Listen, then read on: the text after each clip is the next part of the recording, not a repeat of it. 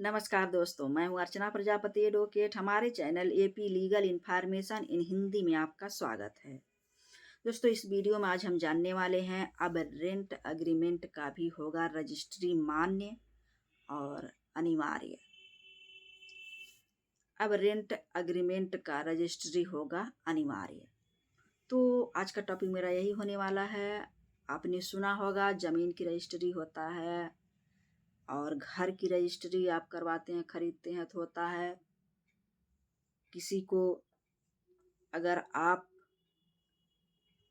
संपत्ति का दान करते हैं या उसको बेचते हैं, देते हैं, तो वो भी रजिस्ट्री कहा जाता है, रजिस्ट्री होता है।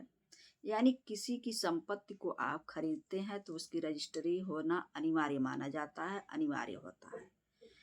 तो आपने ये सब सुना होगा, लेकिन आज जो हम टॉपिक लेकर आए हैं बहुत ही अच्छा टॉपिक है। हमको बहुत अच्छा लगा तो हमने कहा आप तक शेयर कर दें। यह करना ज़रूरी भी था क्योंकि आज तक आपने नहीं सुना होगा कि रेंट एग्रीमेंट का भी रजिस्ट्री होता है। आपने एग्रीमेंट तो बनवाया होगा लेकिन उसकी रजिस्ट्री नहीं करवाया है, ऐसा आपने नहीं सुना होगा। तो यह बात आपको जानना अति आवश्यक है कि यह बात आप सार्थक होने वाली है। यह बात कैबिनेट में भी जाने वाला है। इसको हम नहीं कह रहे हैं, इसमें बाकायदा एक पेपर में गजट किया गया है और यह स्टाम्प और पंजीयन मंत्री रविंद्र जायसवाल जी का यह बात है और उन्होंने यह पहल शुरू किया है। यह पहल कहीं ना कहीं हमको भी अच्छा लगा तो हमने सोचा आप तक शेयर करना ज़रूरी है। मकान मालिक और किराएदार के बीच का जो संबंध है वह अच्छा बना रहेगा और एक दूसरे पर कोई कीचड़ नहीं उछाल पाएगा। इसका उद्देश्य यही होने वाला है। उम्मीद है यह जानकारी आपको बहुत ही अच्छा लगेगा और हमारे चैनल पर आप नए हैं तो like share subscribe all button click कर लीजिएगा, क्योंकि ऐसे ही कंटेंट हमारे चैनल के माध्यम से आप तक पहुंचता रहता है। तो सबसे पहले हम जान लेते हैं कि अभी हमने कहा कि सारा रजिस्ट्री आप सुना होगा कि हमने रजिस्ट्री करवाया है, किसी के ज़मीन के खरीदा है, हमारा रजिस्ट्री हुआ है। लेकिन अब जो रजिस्ट्री होगा वह रेंट एग्रीमेंट का भी कराना पड़ेगा। यह बात जल्द ही सामने आने वाली है। तो इसका मकसद क्या है, ये क्यों यह बात रखा गया? इसका मकसद यही है कि आए दिन किराएदार और मकान मालिक के बीच झगड़े होते हैं, कहासुनी होती है, यहाँ तक कि गोली चल जाती है, बहुत सारा विवाद खड़ा हो जाता है। इससे बचने के लिए इसकी वजह यही है कि रेंट एग्रीमेंट का रजिस्ट्री करा रहे हैं। तो उसमें रेंट एग्रीमेंट क्या होता है? शर्त होता है, शर्तनामा कह सकते हैं। उसमें शर्तें लिखी जाती हैं। जो मकान मालिक होता है वह शर्त लेता है उस किराएदार से और मकान मालिक भी अपनी शर्तें उसमें रखता है कि हमारी शर्त यह है, आप अगर हमारे शर्त को फुलफिल करते हैं तो आप हमारे मकान में या कहीं भी अगर हम रेंट पर अपनी ज़मीन ही दे रहे हैं, कोई आपका कारोबार करने के लिए, जैसे पेट्रोल पंप के लिए अगर हम दे रहे हैं, कोई उद्योग कल कारखाने खोलने के लिए अपनी ज़मीन रेंट पर दे रहे हैं, तो उसकी रजिस्ट्री कराना अब अनिवार्य हो जाएगा। उसमें शर्तें लिखा जाएगा, आप कैसे कैसे हमारे ज़मीन का इस्तेमाल करेंगे, कितना दिन तक इस्तेमाल करेंगे, इसका किराया हम कितना लेंगे, हमारे भूमि पर कोई क्षति होगा तो वह जिम्मेदार कौन होगा, हमारे भूमि पर अतिक्रमण आप करते हैं या किसी को कराने देते हैं तो वह कितना कारगर होगा या उसका क्षति होगा। ये सारी बातें एग्रीमेंट में आप लिखेंगे और एग्रीमेंट कराते हैं। एग्रीमेंट तो आप सभी ने कराया होगा, लेकिन अभी एग्रीमेंट का रजिस्ट्री का जो बात चल रहा है, रजिस्ट्री आपने नहीं कराया होगा। जैसे ज़मीन जायदाद का रजिस्ट्री होता है वैसे ही आप उसका भी एग्रीमेंट का भी रजिस्ट्री आपको कराना होगा अगर आप मकान मालिक हैं।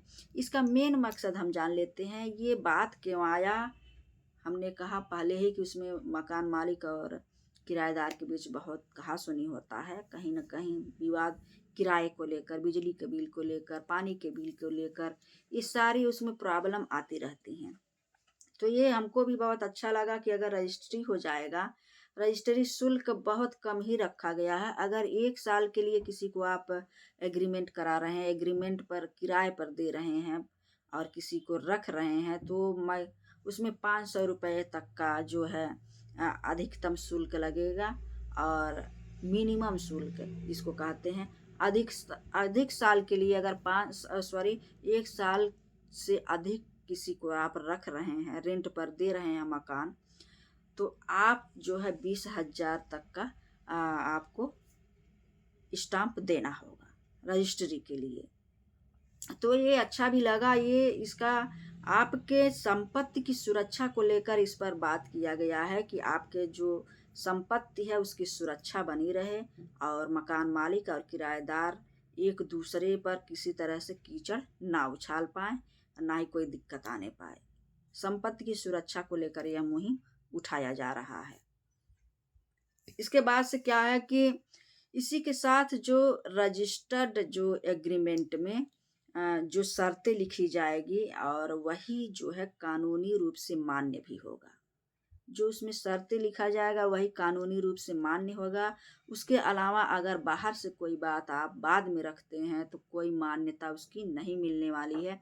वह कानूनी रूप से वह शर्त मान्य होगी। आपके दावे में आप अगर कोई बात होती है तो आप अगर दावा करते हैं, मुकदमा करते हैं, तो जो शर्तें आप एग्रीमेंट में लिखवाए हैं वही कार्य करेगा।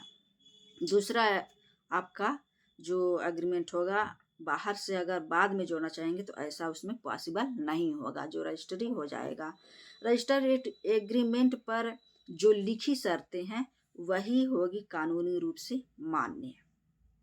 तो ये बहुत अच्छा लगा, तो हमने कहा आप तक शेयर करना ज़रूरी है और सबको, मकान मालिक के लिए भी बहुत अच्छा है, हमको लगा ये कराना ज़रूरी है। एग्रीमेंट कराइए, और लेकिन रजिस्ट्री का भी एक आने वाला है, कैबिनेट में यह प्रस्ताव जाने वाला है। यह हम नहीं कह रहे हैं, यह एक पेपर में सार्वजनिक रूप से जो है इसको गजट किया गया है। और ये जो है जो पंजीयन और स्टाम्प मंत्री हैं रविंद्र जायसवाल जी, यह बात कैबिनेट में लाने वाले हैं, रखने वाले हैं।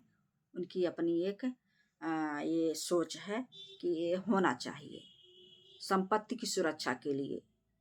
जो रेंट पर दिया जाता है, किराए के भाड़े पर दिया जाता है, तो इसमें यही होगा कि इसमें ये भी कहा पंजीयन और स्टाम्प मंत्री ने कि इसमें किराएदार और मालिक के बीच में जो विवाद होता है उसकी जो है विवाद जो होती है कम होगा। विवाद इससे कम किया जा सकता है। मकान मालिक भी अपने शर्तों में बंधे रहेंगे और किराएदार भी अपने शर्तों में बंधा रहेगा। तो ये भी अच्छा सोच है। किराए और अवधि के बीच में अवधि के हिसाब से स्टाम्प शुल्क तय किया जाएगा। हम वही कहे हैं कि आप कितने अवधि तक आप किराया रेंट पर देते हैं, अपना मकान रेंट पर देते हैं। 1 साल के लिए 500 और 1 साल से अधिक के लिए अगर रेंट रजिस्ट्री करवाते हैं, एग्रीमेंट रजिस्ट्री करवाते हैं, तो आपको 20,000 तक का स्टाम्प शुल्क देना होगा। तो ये अच्छा लगा हमको भी, और मालिक और किराएदार दोनों के हित इसमें सुरक्षित रहेगा, किसी प्रकार का दिक्कत नहीं आएगा। और इसमें लिखी शर्तें ही कानूनी रूप से मान्यता होगी, बाहर की कोई शर्त मान्य नहीं होगा। ये अच्छा लगा, हमने सोचा आप तक शेयर कर दें। उम्मीद है यह वीडियो बहुत ही अच्छा लगा होगा आपको, और कमेंट बॉक्स में ज़रूर बताइएगा यह वीडियो आपको कैसा लगा। नेक्स्ट वीडियो का इंतजार करिए। जय हिंद, जय भारत।